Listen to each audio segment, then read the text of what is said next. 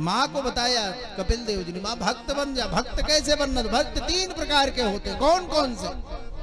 Third प्रकार का, तीसरे नंबर का भक्त, जो खाली भगवान में भगवान को देखता है। भगवान के पास गया तब कहा मौसम दीन दीन हित तुम समान रघुवीर अस विचार रघुवंश मणि हरहु विषम भवभीर। महाराज मौसम दीन न दीन हित, इतने में एक व्यक्ति पहुंचा, भैया थोड़ा बगल हो जाओ, हमको भी दर्शन करने दो। घूम करके दिमाग खराब है क्या? तुम जानते हो मैं कौन हूं? तो उसने भी कहा अभी तो आप बता रहे थे कि मौसम दीन, संसार के सबसे बड़े दीन। दिमाग खराब हो गया, सबसे बड़ा बिजनेसमैन हो। तो बिजनेसमैन नहीं, तुम झूठे हो, तुम भगवान के सामने झूठ बोल रहे हो। मौसम दीन न दीन हित, वो क्या? वो खाली मंदिर में भगवान देखता है। तीसरे नंबर का भक्त। दूसरे नंबर का भक्त मंदिर में भगवान को देखता है और महात्माओं में भी भगवान को देखता है। नहीं दूसरे के छोड़ करके ऐसा कोई बचा नहीं जिसको हमने ठगा नहीं। मंदिर में पहुंचे, पूजा किए, 10 रुपए की माला, 10 रुपए का प्रसाद, और लौटते समय अपनी चप्पल छोड़ के दूसरे की चप्पल पहन के निकल ली।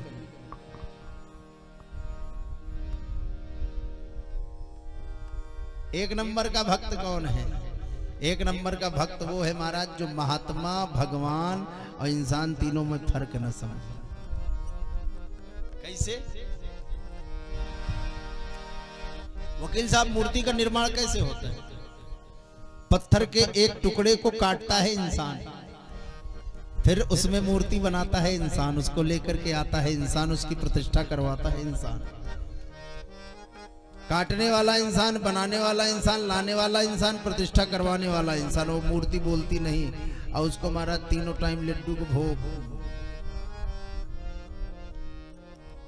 जबकि बनाने वाला इंसान, लाने वाला इंसान, प्रतिष्ठा कराने वाला इंसान।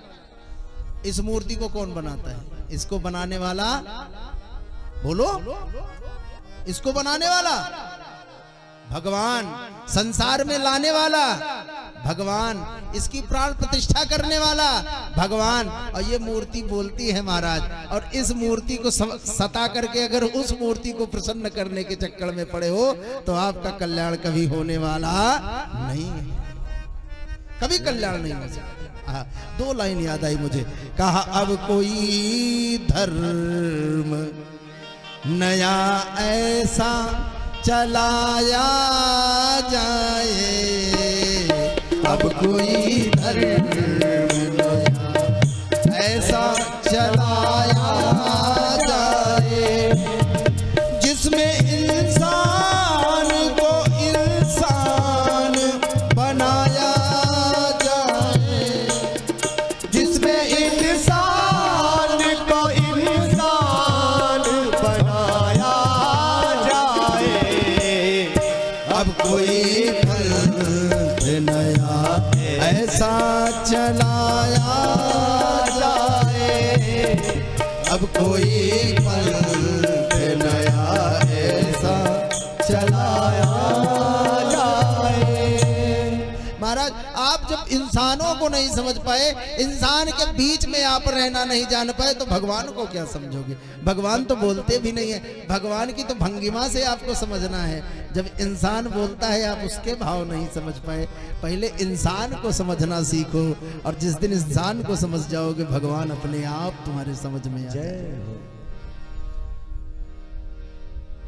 ये नहीं कि भगवान का 3 टाइम अगरबत्ती और लड्डू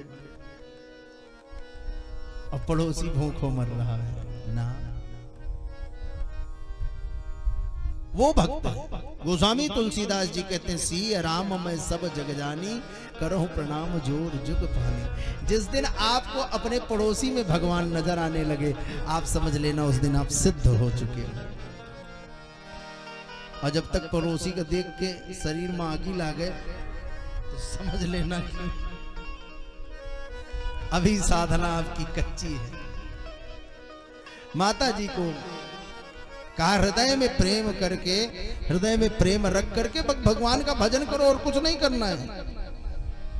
जब हृदय आपका स्वच्छ होगा,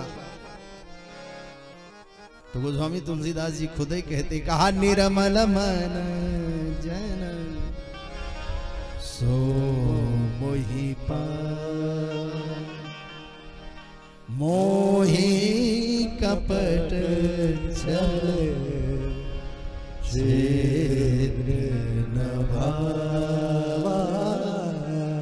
निर्मल मन होकर के भगवान का एक बार राम कह दो ना, तो आपके अंदर सामर्थ्य नहीं कि उस पुण्य के बराबर पाप कर लो।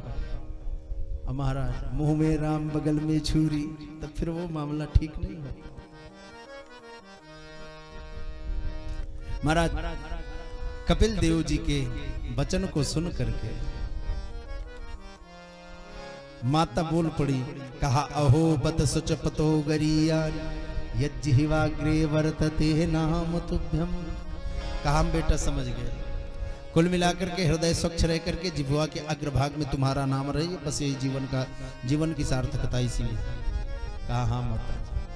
समझा करके कपिल देव जी ईशान कोण की तरफ चले गए और मां का अपने उद्धार किया। महाराज उसके बाद मनोस्तु सतुरूपाया तिस्रा कन्याश्च जज्ञिरे, आकूति देवहूतिश्च प्रसूतिरिति विश्रुता। देवहूति का विवाह प्रजापति करदम जी महाराज के साथ, आकूति का विवाह प्रजापति रुचि के साथ, और प्रसूति का विवाह प्रजापति दक्ष के साथ। दक्ष कौन है? कहा भगवान शंकर के ससुर।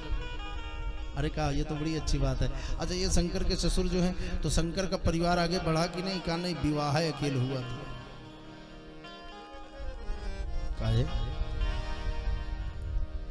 कहा महाराज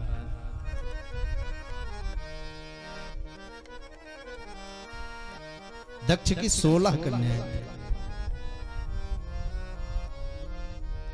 जिसमें एक स्वाहा, एक स्वधा और एक भगवान शंकर को, बाकी 13 चंद्रमा जी को प्रदान कर। अच्छा शंकर जी को ससुर बनाने के बाद इनका का हमारा संबंध ठीक नहीं रहा। इनकी पुत्री सती जो है अग्नि में अपने आप को तिरोहित कर दी। काहे भैया? शिव की पत्नी ऐसा कहे कि बताने लगे।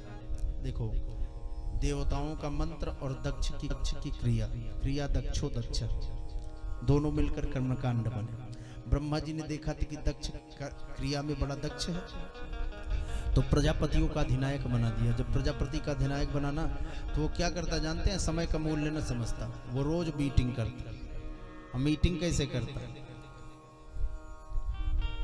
बता देता कि 7 बजे गुलामीपुर में डॉक्टर घनश्याम मिश्रा जी के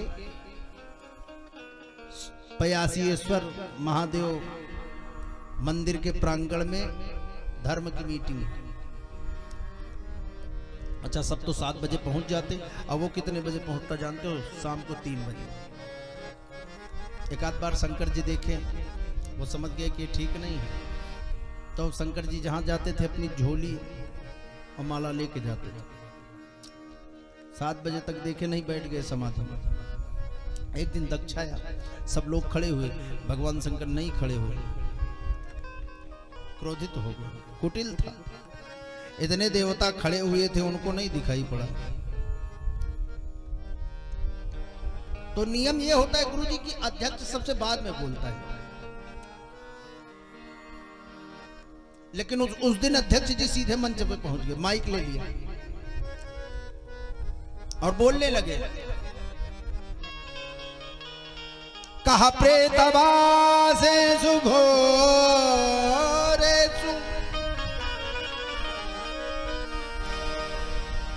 ऐसे लोगों को मत बुलाया करो जिसके माता पिता का ठिकाना ना हो, जो भूत प्रेत के बीच में रहते हो। लोग खड़े होकर के बोले, कहा सामूहिक नहीं, नाम लेकर के कहिए। कहा प्रति प्रथम भूतानां तमो मात्रात्मकमात्मकान। ये शिव को कह रहा हूं, शिव को। भगवान शंकर मुस्कुराए, श्राप दे दिया, कहा जाओ आज के बाद यज्ञ में भाग ना लेना।